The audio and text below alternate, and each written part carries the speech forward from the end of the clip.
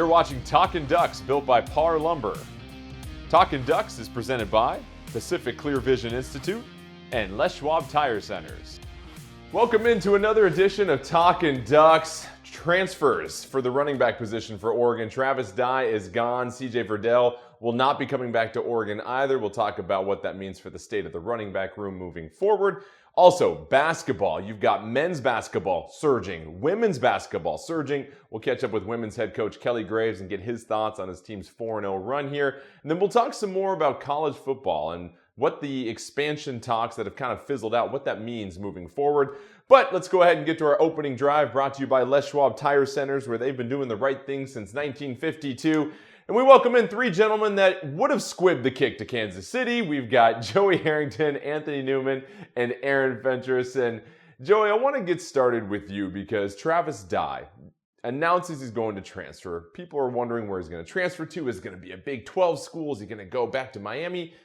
He goes to USC. He stays in conference and goes to the school that most people feel like will be giving Oregon their biggest run for their money in the next couple of years. Your thoughts on Dye becoming a Trojan now? Well, I got to start by saying our friend and colleague from the Oregonian here might have hit the nail on the head last week, right? He was the one who said, I wouldn't be surprised if Travis Dye ends up at USC. Look, we've hit a time in college football where people have been saying for years that these guys, the players, need to have a way to look out for themselves, right? They need to have a way to benefit from the product that they're putting out there. And one of the ways that they've tried to remedy that is creating this transfer portal, which allows players to say, you know what, I have a better opportunity somewhere else. And whether that's NIL money or whether that's playing time, that's where we live right now. And so I think it's a bit of talking, out of both sides of your mouth, if you're saying, I want these opportunities for players, and then get angry or have some adverse reaction when Travis Dye does that. It's more, anybody who has an adverse reaction to that is more just, I'd say, got their feelings hurt. So I think you got to wish him well. Hey, we said it last week, like we will always root for Travis as a person, and we won't root for USC this year. But what he contributed, him leaving to go to SC, doesn't take away from what he contributed to this team in the past and what he contributed to this program. So I think I would say it's less about him and more just about the state of college football right now. Aaron, got to give you a round of applause. You called this baby right here. You said Dye might possibly go to USC. What does this mean for the power shift in the conference? Because we've seen the Trojans now start to load up on the skill positions. Well, first, I'm going to talk out of all sides of my mouth, backside of my neck, and out my backside, period, like Joey did. This is just madness. I can't wrap my mind around this. Nothing against Travis Dye. He's doing what he feels is best for him. But, oh, my goodness, could you imagine if Joey Harrington, 2000, after being in Texas, I'm going to test the portal and see where I might go. And he went to USC, or Jonathan Stewart, Marcus Mariota, LaMichael James. I mean, the idea of a player of that caliber doing this down the line, which I don't think Dye is quite at that level, it's just mind-boggling to me. And we're seeing it with Caleb Williams with Oklahoma. I just think it's horrible for college football. It might be great for the guys to do what they want to do, but I think there's going to be a lot of bad decisions made as well because we're dealing with young men who don't always make the best decisions at that age. That's why their car insurance is so high. I always say that because it's the truth. It's the truth. But as far as what it does for USC, they had some running back issues. They did. And now they got a legitimate guy who's shown he can be a number one back, and he's a very versatile back. And this helps their running game right away. Now, I don't know exactly how many more carries he's going to get down there as he would have gotten here with the emergence of Cardwell. But he said also he's going back home. He said, Mom, I'm coming home. He's from L.A., so maybe just the chance to play in L.A. Maybe he grew up secretly dreaming of playing for USC and wasn't really offered by them. I'm not positive on that. A lot of different things going on, but I'm just baffled. I think it's crazy. I do not think this is good for college football. Spoken like a man that just recently paid off one of his son's car insurance bills. Anthony, I mean, this is the point that Aaron's making. You've got arguably your best offensive player that throws up the deuces and says he's going to your arguably biggest rival competitively in the conference. How do you feel about that? And we've seen different responses from fans and from the players themselves, but the bigger picture and what this means for college football. Well, I wish him well because he did a lot of good things for this program, and it was fun watching him play. He's a tough kid. I didn't give him enough credit at the time that I think, that I thought he was going to be the main, running back, and he couldn't take on that load, and he did, and some. I'm just a little confused when, like Aaron said, when you're the star and you're coming back and you're the captain, you're the president, everybody's looking up to you. You put in your work. You prove that you can be the main guy. And maybe you have a chance to go to the NFL. You said, no, I'm not going to do that because there's too many guys going to the NFL this year. I'm going to stay back one more year. But then you go to another school. You transfer. Now, That's maybe bonkers. maybe the coaches had something to do with it. Mario's staff, everybody left, and now there's a new staff. I think the question is, if Mario's staff stayed with Mario, would he leave? That's a good question. We don't know that. But I understand for Travis Dye, hey, I'm going back home. I want to finish my career in college at home with USC. I'm just lost because in our minds, I wouldn't be thinking about going to another school. I wouldn't be thinking about going to another school if I balled out for my school and I'm the man coming back. I'm just a little confused, but it's okay. Hey, here, question. Would we be having, and I'm trying to rationalize this, trying to figure out reasons behind it. Maybe he sees writing on the wall. Would we be having this conversation if Darren Thomas had the option, had the transfer portal at that time, right? The conventional wisdom was that Darren Thomas left for the NFL because he saw the writing on the wall with Marcus Mariota coming in to play, right? Is this I see the writing on the wall, I'm not necessarily going to get enough time, but I have an option to go somewhere else? Would we be having this, had Darren gone to USC in this situation, would we have been having this conversation? So my response to that would be this. If Chip Kelly told Darren Thomas, we're going to start Marcus over you, I would have been floored. I remember I've had this conversation numerous times where given all that Darren Thomas had done, I would have paid money to see that happen because that would have just been incredible. But if that was going to happen, then you would say to Darren, well, you're not going to be the starter and only one quarterback plays. The worst case scenario for Dye was going to be he'd be 1A, 1B with Cardwell, which means he's still going to have a chance to rush for 1,000 or close to 1,000 yards. Is he going to really get more touches at USC? I don't know. And what does this do for his Oregon legacy? Like, once a duck, always a duck, but not if you go to USC for your senior year? I mean, I would think that would be in play, right? Like, it's just weird. But, I mean, you make a good point. All right, coming up next, we got to talk about the state of this Oregon running back room. CJ Verdell penning a letter on social media, or I guess tapping one, that he will not be coming back to Oregon next year. What does that mean for Oregon's most important position offensively, arguably? We'll let you know when we come back on Talkin' Ducks. Quarterback's the most important position, by the way. With 9 locations in the Pacific Northwest, Parr's Cabinet Design Center features everything from outdoor cabinets and countertops to sinks and hardware. Thousands of door styles and colors available to order, as well as kitchen and bath cabinets in stock. All available at the Parr Cabinet Design Center. Sure glad we went to Les Schwab. I'm glad the baby's still happy. Well, I'm just glad that along with tires, Les Schwab also does brakes, alignment, and a bunch of other safety services. I mean, if we had gone to a cheap tire store instead, I'd be a doggone wreck. My thoughts exactly. Thanks, kiddo. Give everyone peace of mind on the road. Swing by or book online. Les Schwab Tires, doing the right thing since 1952. Being able to get LASIK gave me the opportunity to not worry about putting contacts in every day, and just kind of made my life a little easier. Pacific Clear Vision Institute was just incredible through my entire experience. The staff was very welcoming. Dr. Embody, he really just kind of laid it out and made me feel comfortable and gave me confidence to know that I was in good hands. I would definitely recommend Pacific Clear Vision Institute for any sort of laser eye surgery. Welcome to your Capital Toyota. From the moment you walk through the doors, we're here for you. Buy, sell, trade. We got you covered. It's everything you need in one place. Great service? Check. Easy to work with? Check. We want you to be happy, and it shows in everything we do. Because we respect your time. It's all the quality and convenience in one package. New or Toyota certified pre-owned. Our people are your people. Capital Toyota. It's your way on the Parkway. Stories tell us that great leaders are anointed at birth, chosen by the hand of fate. But those are just stories.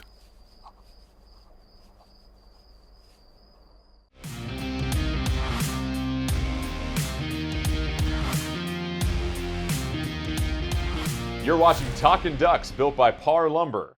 Welcome back. Time to put things into focus. Brought to you by Pacific Clear Vision Institute, the official eye doctors and eye surgeons of the Oregon Ducks. Well, Aaron, Travis Dye is gone. CJ Verdell penning a letter on social media that he will not be coming back to Oregon. Many people wondered if he would return and be the starter, but he is gone. So what does this mean for Oregon, and where do they turn to next? You know, I can't remember the last time Oregon lost its two best backs in one offseason. I'm sure it's happened recently. I just can't remember it, but it's pretty unusual. But Dye, I think got a bad draft grade. I don't know for sure. I've talked to some NFL scouts and they're like that he's kind of borderline if he would get drafted or not. So it kind of made sense he'd stay another year. Verdell made no sense. He's more than likely going to get drafted. He's going to have a good chance to at the very least make a practice squad, make some money. If he makes a roster, minimum right now is $660K. And he's done all he can do. He's been on the field there for 4 years. He's had some injury issues, which some people say, well, maybe he comes back and proves it, he's healthy, and then that raises his stock. Well, I think he just tried that this past year and it didn't work out. So stop playing for free and getting hurt. Start getting hurt while you're getting paid. So he had to go, and I'm glad he made this decision. But they're pretty well set at running back. I think they're pretty loaded with promising talent. Cardwell, we all agree. We've been talking about him since he first, made his first long run for this team that, wow, he looks like a big back with great feet. You like that? And then you got Dollars and then you got McGee, both highly rated dual threat, all-purpose backs coming out of high school. I think Dollars is ranked number 2 in the country in that role. So there's talent there to work with for sure.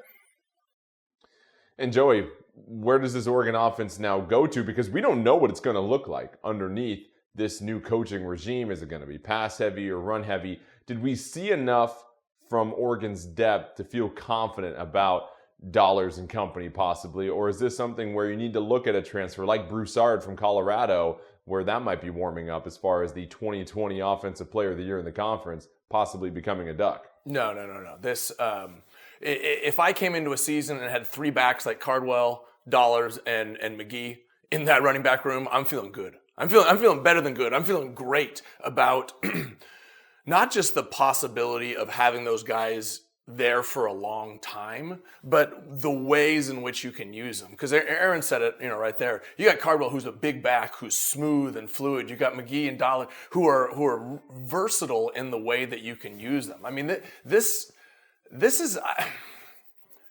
I'm not glad that Dye and Verdell left. Right. I mean, they're fantastic players, but I think I'm excited to see what this position group can do now. Right. We've heard a lot about the young guys, all the stars they got coming in, 4 stars, they're dudes, they're not guys. Right. And so I'm just excited to see this group of running backs. I don't know. I like it. I would love to have a running back room like this if I was under center or behind center. Anthony, have we seen enough, or would it not hurt the Ducks to have a Jarek Broussard, who I mentioned what he did with Colorado a couple of seasons ago, also come in and join this team?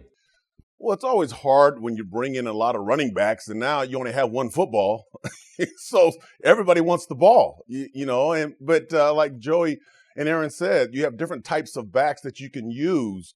CJ had to go on. He had to move forward and do it for pay because he ran with reckless abandon. He really did. And I was worried about him when he was a freshman because he was always trying to run over somebody. And as a running back, you're not going to last very long trying to do that. In the NFL, if you're going to do that, you need to get paid, but also he needs to avoid the contact because those are men up there, not boys. So it's going to be fun to watch CJ in the NFL. But for Oregon, they're just fine. And let's not forget, guys, about the offensive line coming back. all of them, I think all of them, or 4 out of the 5, maybe all of them, are coming back with your 2 tight ends or 3 tight ends.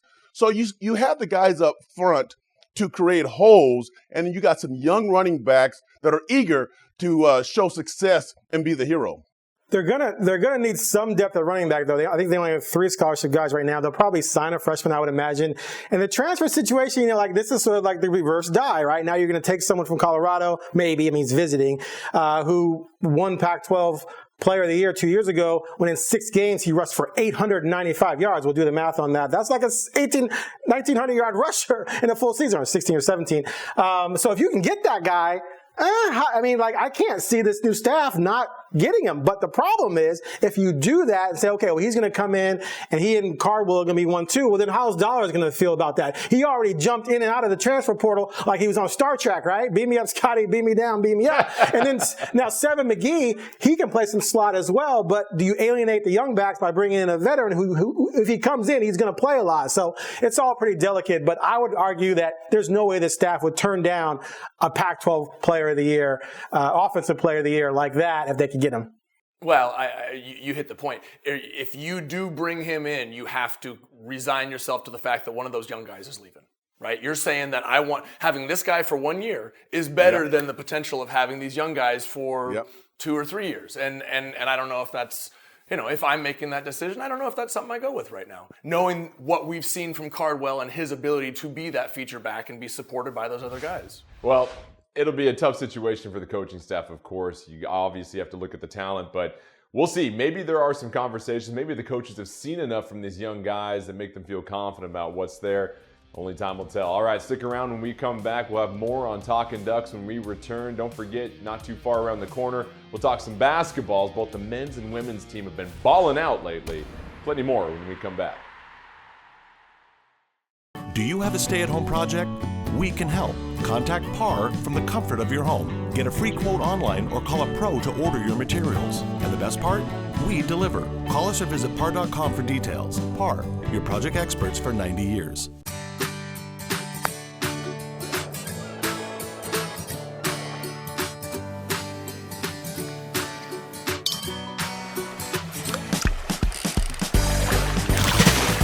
Eugene Airport is a proud part of what makes Western Oregon such a unique place to be. With nonstop routes that connect to hundreds of destinations, fly local, fly EUG. In the heart of the South Willamette Valley, just 12 miles southwest of Eugene, distinctive handcrafted wines are waiting for you at Sylvan Ridge Winery. Sylvan Ridge Wines bring unassuming, casual elegance to your homes, tables, and celebrations, and are best paired with the mainstays of a social gathering: good food, fond friends, and lively conversation. Discover our wines by visiting our tasting room. For a list of events or to plan your visit, go to sylvanridge.com. Proud partners of the Oregon Ducks. Since 1961, Comfort Flow Heating has provided service to more than 50,000 homes and businesses in the Willamette Valley. While the technology and techniques in our industry have changed, our founding principles have remained the same: to provide exceptional service in all areas of our business and for our customers to enjoy their products from us and be comfortable for years to come. From all of us at Comfort Flow, thank you for choosing us. Go Ducks! Sometimes leadership is scary, but so is regret.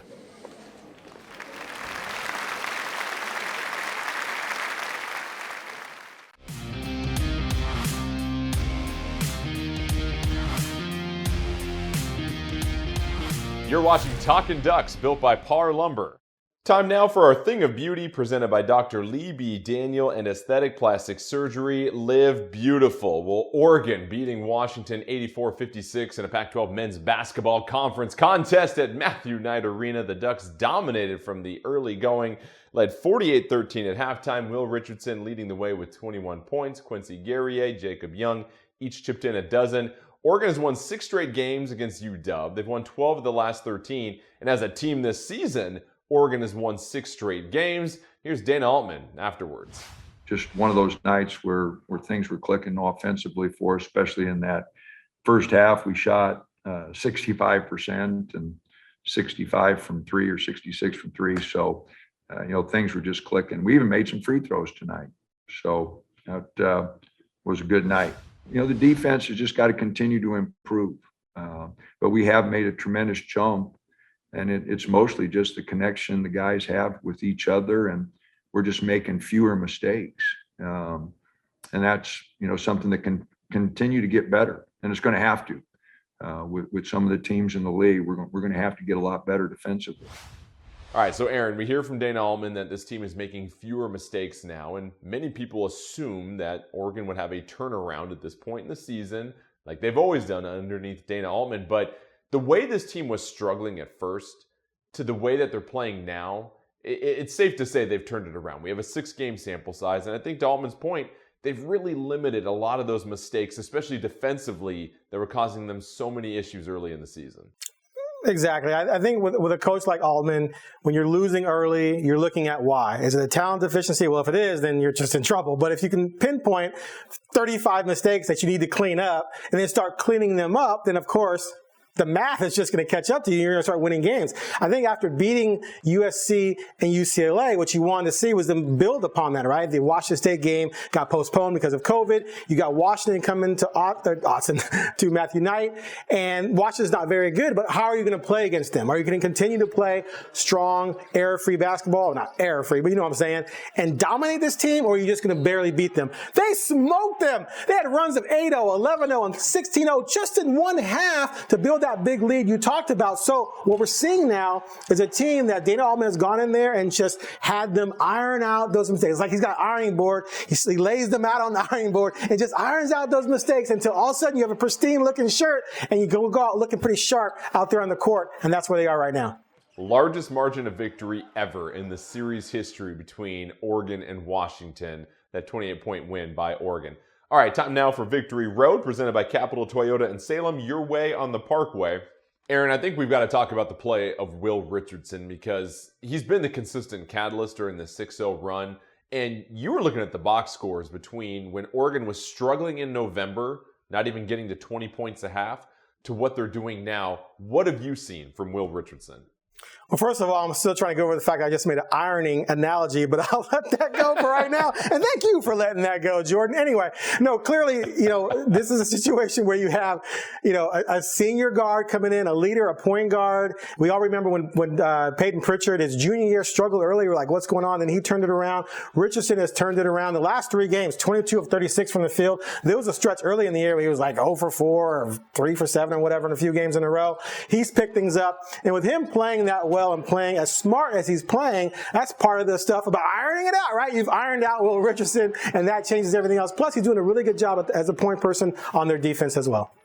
Aaron, I don't know about you. I do not get that iron that close to my face right there. I'm keeping that thing waist level or below. But to your point, I think Richardson is playing so wise on the floor, and he's being aggressive. During those games where Oregon wasn't getting to 20 points, he's only getting up 5, 6, 7 shots a game. He's a double-digit shot attempt per night type of player. And when he does that and can distribute the basketball also, that's when this Oregon offense is at its best. And then plus, behind the scenes, he's evolving as a leader. That was the one big question mark coming in for this Oregon team was, who are the leaders? They don't have a Duarte. They don't have a Eugene Airport. They don't have that guy coming into this year that they could count on when things got difficult like they did in November to really pull this team up. But something happened, and every player talked about it. That break the team had to take because of COVID, something galvanized them. And ever since Baylor, that impressive performance against the #1 team in the nation at that time, this has been a completely different Oregon team, and I think you can point to the leadership and play of Will Richardson for that reason. Don't go anywhere. When we come back, we'll talk women's hoops. We'll go one-on-one with Kelly Graves as the Duck women have won 4 straight.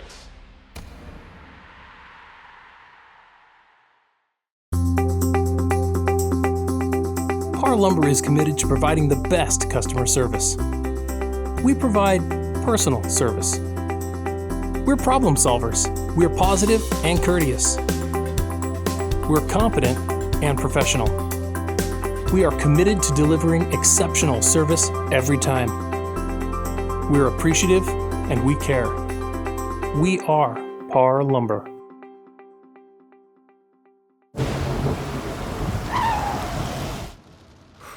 Sure glad we went to Les Schwab. I'm glad the baby's still happy.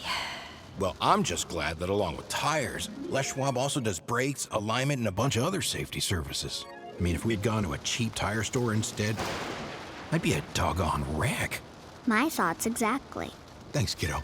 Give everyone peace of mind on the road. Swing by or book online. Les Schwab Tires, doing the right thing since 1952.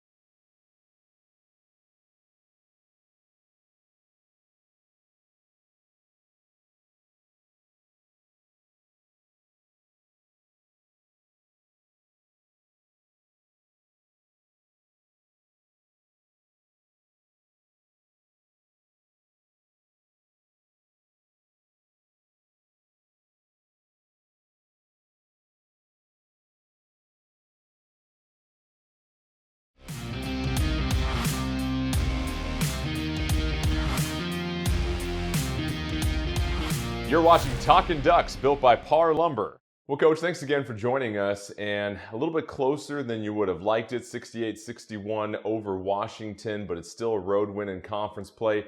How'd you feel about the team's performance? Mixed bag. Loved how we finished the game. I thought it was, you've been around the NBA a lot. Had a similar feel to an NBA game. Teams kind of going back and forth.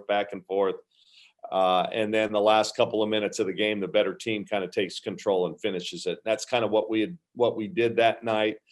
Made some great defensive plays late, but consistently throughout the game, I don't think played particularly well. I always credit the other team. They defended us well. We had a tough shooting night. Sedona and Tahina, weren't their usual selves, but India picked us up. Niara Sabli had a heck of a game, and like you said, man, a road win. Anytime you can get a road win in the Pac-12, that's a big deal. Well, you mentioned some of the big names that we frequently talk to you about all season long, but what about Pinto? The way that she's been finishing games for you guys lately, you have to love that as far as what she's been bringing to the floor. Well, I do. She's different than anybody that we have, and she's been on the court in our last 3 games at the end. And I always tell the team, don't worry about who starts. That's so overrated. Be more concerned about who's on the floor at the end of games. And she's been there for us. She made, she's obviously really good defensively. Had 4 steals in that Husky game, but she made an offensive putback, made a great cut at the perfect time and made a layup late. She just, she makes plays, and I love her energy. I love her enthusiasm. And she's earning more and more playing time. There's just no doubt about that. That's why I love talking to coaches, because only a coach would understand and see a great cut. Your average fan isn't going to call out a great cut like that, so I appreciate it. And Coach, since we last talked, the loss against Stanford, you guys have gone 4-0 during that span, 2 impressive wins over Arizona and UConn. But you said after Washington, you're still not a great team yet. What's it going to take for this team to be great the rest of this season? Well, I just think consistency, but I guess that's part of what makes a team. You don't have to, every player doesn't have to play well every night. Sedona had an amazing weekend against Arizona and UConn, and then struggles up there against Washington. But at the same time, then Niara picks her up.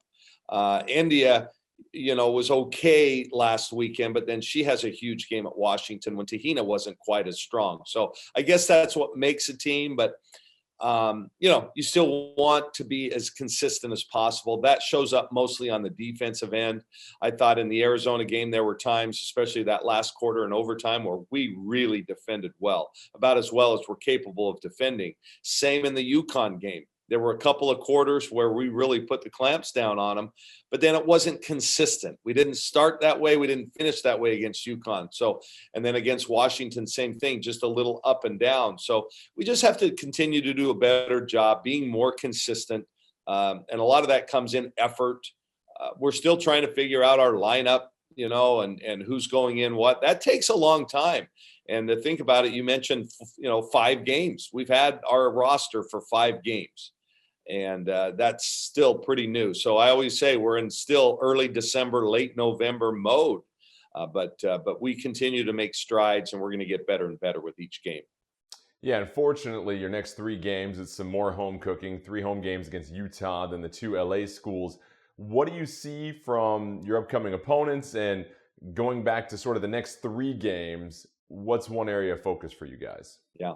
Well, like I said, the consistency, I think. Our depth, we have great depth, and that's going to, need to really show, when you play 3 games in 5 days, because you're not going to have a ton of time to really prep for a team. So, everybody's going to have to be on guard and ready to go. And I think with us, just the time together is valuable. I'm really looking forward to this 3-game week, even though that Wednesday game at 11 a.m. is kind of a weird starting, brutal on a non-holiday. But that's okay. I get it. I'd rather get the game in. I'm just glad the Pac-12 is, making these teams come back that missed. But it's an important week, because I think we have a chance to really distance ourselves from, those teams that we're in a pack with. Right now it's Stanford with no losses. We have 1 loss, and we still have Stanford here. So if we can continue to win the games, especially at home, we're going to have a chance to compete for a Pac-12 championship. We're capable of doing that, and it's what we've set our sights on. All right, Coach. Well, thanks again for joining us. Best of luck with the upcoming homestand, and we'll catch up with you soon, all right? All right. Thank you. All right, stick around. When we come back, we'll talk about more changes to college football, what needs to happen, also for Oregon, what that means as far as the recruiting portal, and also, is USC a monster lurking down south? We'll let you know when we come back. Since 1961, Comfort Flow Heating has provided service to more than 50,000 homes and businesses in the Willamette Valley. While the technology and techniques in our industry have changed, our founding principles have remained the same: to provide exceptional service in all areas of our business, and for our customers to enjoy their products from us and be comfortable for years to come. From all of us at Comfort Flow, thank you for choosing us. Go Ducks!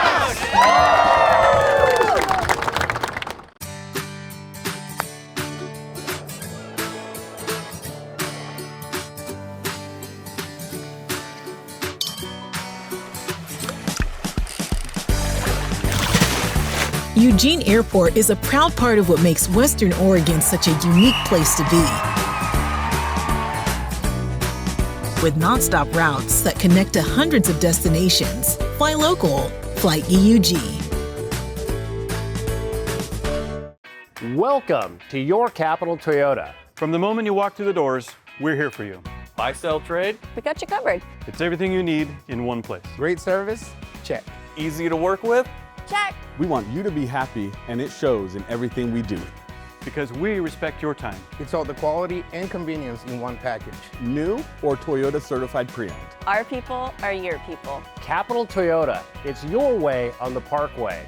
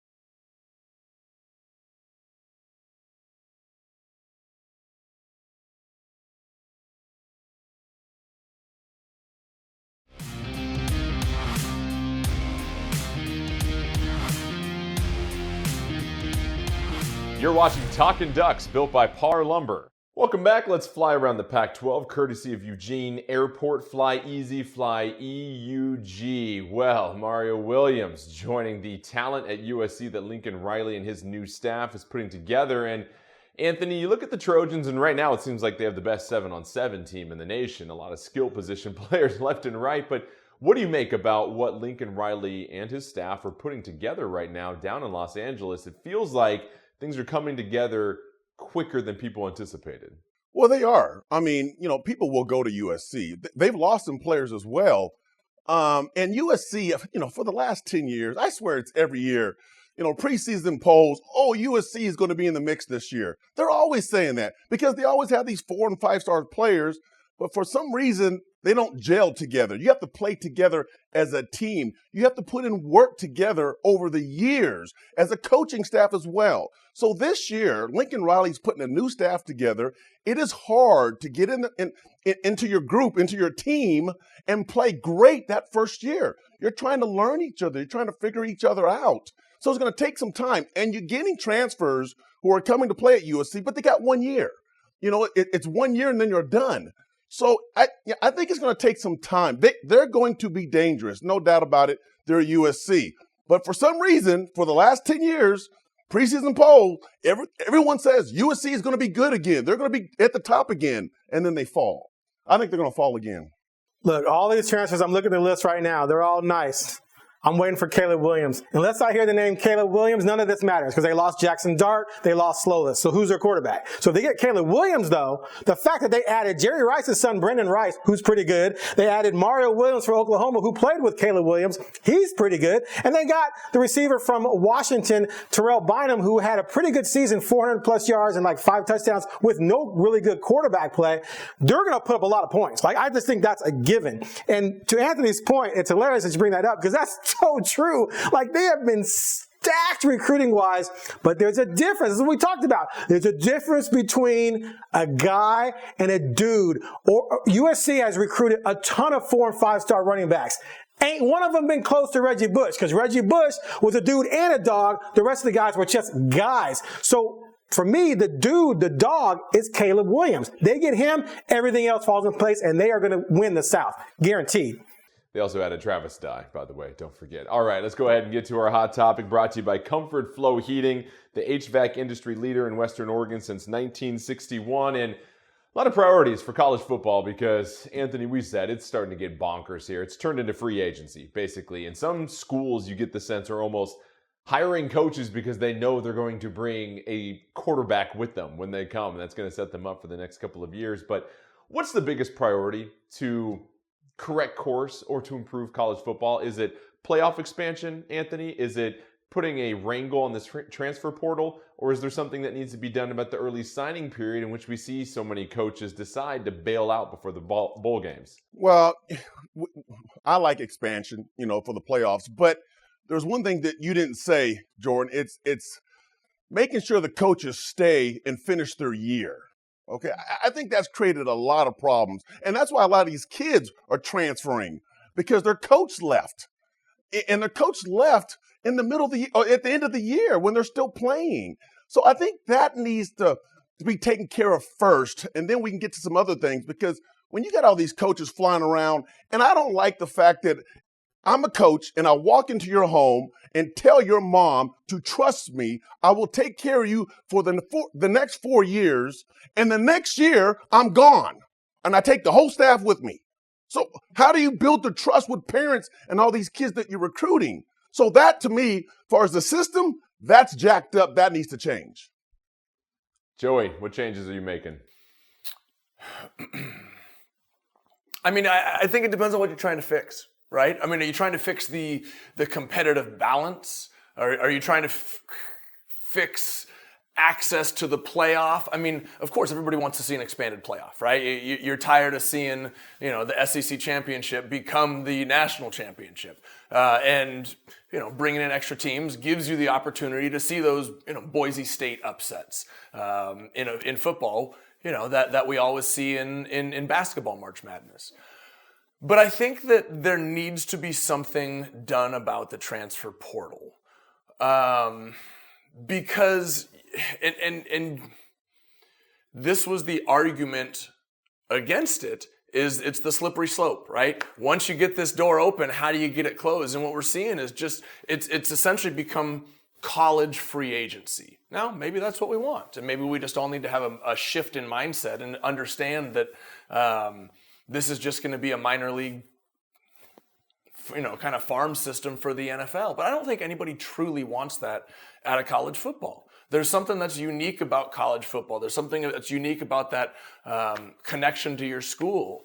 And so I think that there needs to be something done to not necessarily get rid of it, but to just dial it back a little so that players can still take advantage of their brand, their name, their image, their likeness, have control over their own future, but also make it so that a coach knows who's going to be coming back next year. And, you can't just pick up and say, hey, after 4 years, I'm taking off down the street.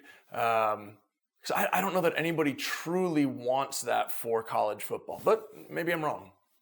I need an entire Talkin' Aaron show for this because we can do a whole episode on it. First of all, I agree with 100% with Newman. The idea that coaches can just bail like that when the season's still going is embarrassing. Like, I think we accept it because it's been part of the college football culture, but it's really pathetic and embarrassing. That needs to be fixed. You cannot at all leave your team until they're done playing. Other sports do it that way. It shouldn't be different in college football. That's one. Number two, there needs to be some parameters around this transfer portal. Now, there's a lot of different ways you could try and, tweak it, and I don't know. You probably end up at a collective bargaining agreement table to fix this. But first thing I would do, to me, you can't have stars bailing. Like, you can't have them just up and leaving a program. I think that over time is really going to degrade the connection between fan and program. To me, a transfer is all about, this isn't the right fit for me. And maybe even the coach is like, yeah, you're not the right fit for us. You can go somewhere else and find more playing time. Out. It's not, you're my star running back and go to the rival. You're my star quarterback and Heisman candidate, and you're going to enter the portal and go to the highest bidder. I mean, maybe there needs to be an NIL salary cap. Maybe there needs to be where a coach can have protected players. Like, I can list 25 players at the end of the season that cannot enter the transfer portal without sitting out a year, and everyone else, we have to be in agreement. I mean, there's different ways you can do it. And then, like Joey said, you get into a situation where it's at a violation of the whole spirit of the NIL or whatever, and it's a mess. But I don't believe this is good for college football moving forward. How do you build a program this way? How do you recruit? I mean, imagine, okay, let's take this. One more thing I'll say. Let's say Ty Thompson this past year had done what everyone wanted him to do and started and killed it and was the next Herbert or Mariota, and then right now he's in the portal. Duck fans would be freaking out. That's going to happen down the line. It's happening in Oklahoma. It's going to happen in Oregon. I don't like the system as it is at all. All right, don't go anywhere. When we come back, we'll catch up with Matt Preem and talk more about some recruits taking a visit to Eugene and also what the Ducks do next at the running back position.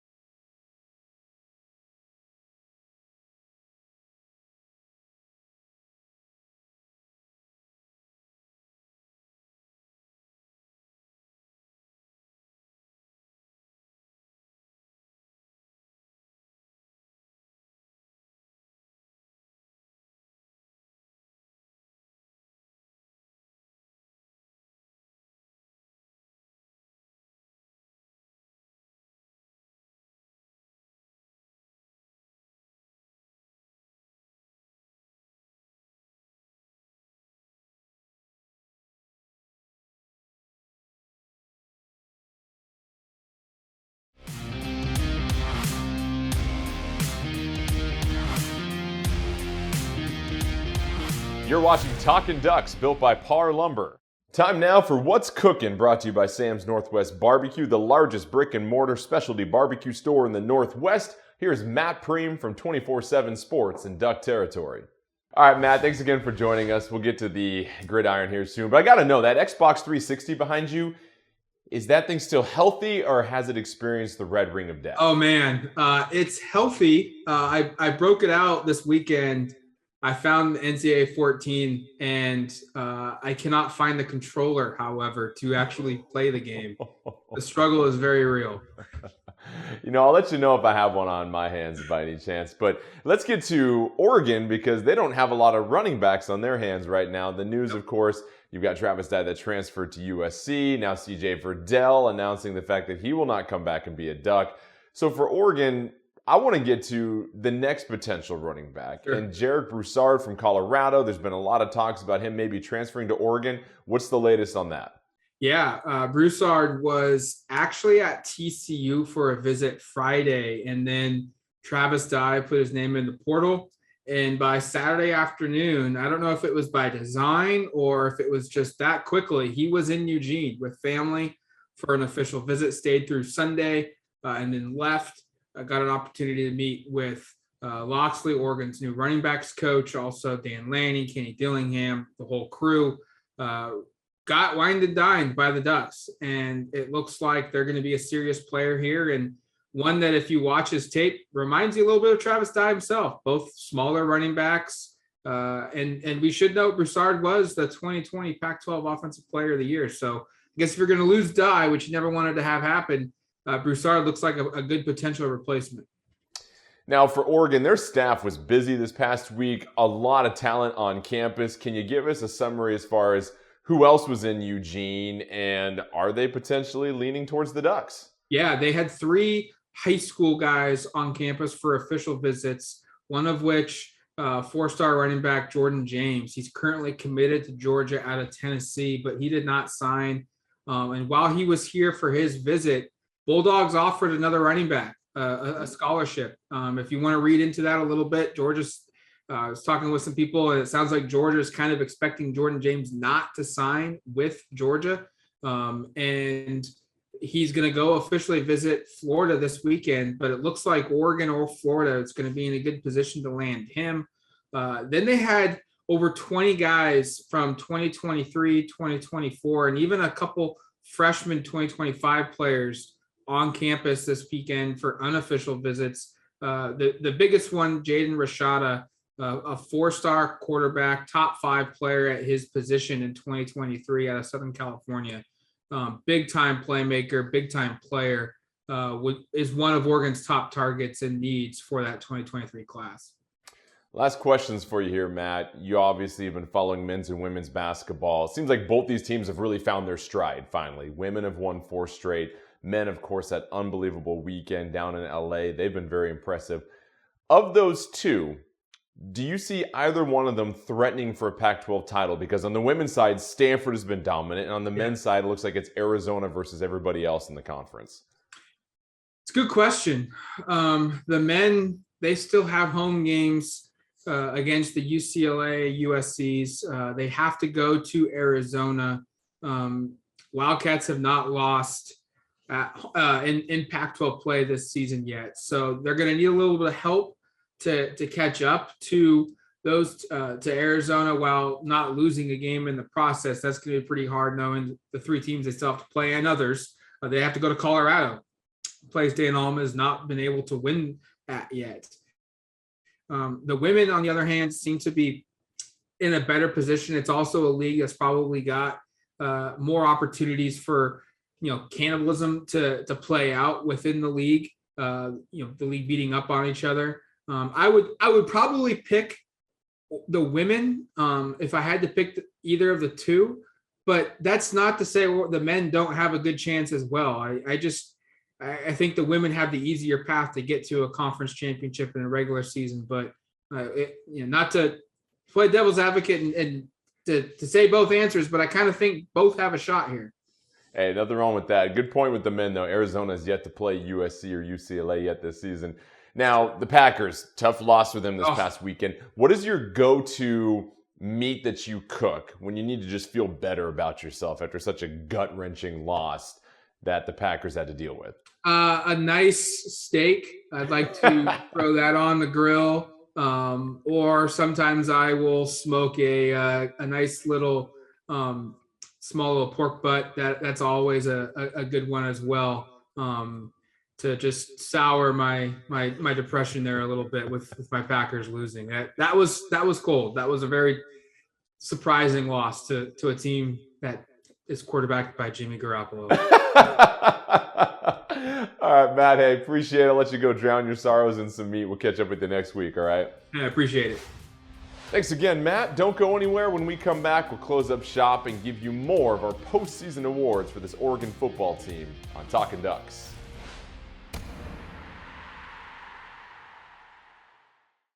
Being able to get LASIK gave me the opportunity to not worry about putting contacts in every day, and just kind of made my life a little easier.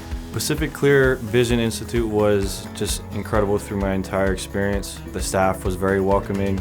Dr. Embody, he really just kind of laid it out and made me feel comfortable and gave me confidence to know that I was in good hands. I would definitely recommend Pacific Clear Vision Institute for any sort of laser eye surgery. Welcome to your Capital Toyota. From the moment you walk through the doors, we're here for you. Buy, sell, trade. We got you covered. It's everything you need in one place. Great service? Check. Easy to work with? Check. We want you to be happy, and it shows in everything we do. Because we respect your time. It's all the quality and convenience in one package. New or Toyota certified pre-owned. Our people are your people. Capital Toyota. It's your way on the Parkway. In the heart of the South Willamette Valley, just 12 miles southwest of Eugene, distinctive handcrafted wines are waiting for you at Sylvan Ridge Winery. Sylvan Ridge Wines bring unassuming, casual elegance to your homes, tables, and celebrations, and are best paired with the mainstays of a social gathering: good food, fond friends, and lively conversation. Discover our wines by visiting our tasting room. For a list of events or to plan your visit, go to sylvanridge.com. Proud partners of the Oregon Ducks.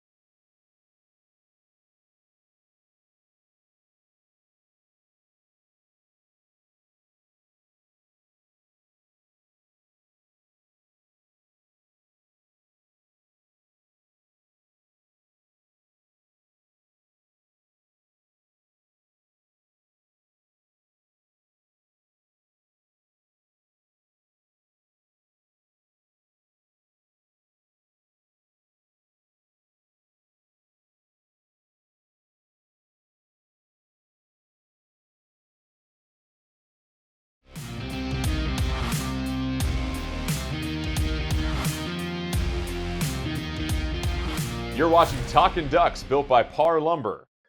Welcome back. Let's have a toast, brought to you by Sylvan Ridge Winery, proud partners of the Oregon Ducks. Well, we continue our end of season awards, and this time we look at the Ducks that improved their game the most during the season. It's the most improved player of the season. And Anthony, let's get started with you. Who do you got? Well, I'm going to go on the defensive side of the ball. Jeffrey Bassa, a guy that played linebacker / DB / safety. He played everything. And at the beginning of the season, he wasn't in the mix. But you had injuries. You had safeties going down. You had linebackers going down. And he had to step in. He had over 50 tackles for the year. He had 3 sacks. The guy could play. The guy could do a lot. And he's from Utah, tough-nosed football player. I'm surprised that Utah didn't take him because he's that type of player. Hard-nosed, who will hit you, can cover guys. Real good football player. Aaron. I'm going with Devin Williams, wide receiver. This guy has a ton of talent. We all know about the USC situation. He transferred to Oregon. Took him a while to sort of get his bearings with the Ducks. But this season, man, he exploded. 35 catches. I'm looking at 557, 4 touchdowns. Not a huge production numbers for him, but that's mainly because the targets weren't there, because we all know Anthony Brown wasn't necessarily a high volume passer, but you could tell when he got the ball, he looked like a different cat than what the other Ducks on the roster. So he's a multi-talented guy who I think is going to do well in the NFL. Yeah, I think you could go a couple different ways. I actually thought about maybe going, would Travis Dye even fall into that category? As being a back, kind of a complimentary back to becoming a feature back. Nope. Don't stop shaking your head like that, Anthony. Stop shaking your head. You were the one who doubted him to begin with, all right? Nope. I'm going to go with Chris Hudson. I wanted to say Devin Williams, but, Aaron got in and took him. I mean, and I think it was more the fact for me that he went from pretty much no role to, at the end of the season, forced into a role that he grabbed, right? He finished the season with 31 catches, right? I think at the beginning of the year, if you'd have said Chris Hudson would have, 31 catches, I don't know that after a couple games would have been on anybody's radar. But I like the way that he came along. I think there's a lot of young receivers in that room that I'm excited to see. Thornton, Franklin. I mean, I think there's some talent in there, but I think Chris Hudson was probably the most improved this year. Hey, solid choices across the board. I agree with all of them. Guys, thank you so much again. That'll do it for this edition of Talkin' Ducks. Next week, we'll have another episode of Who's Transferring and let you know the latest updates in the conference and at Oregon. And, of course, you've got recruiting signing day just around the corner. We'll bring you all the updates for that. From all of us here, thanks again. We'll see you next time. Hey, can we get Fentress to transfer?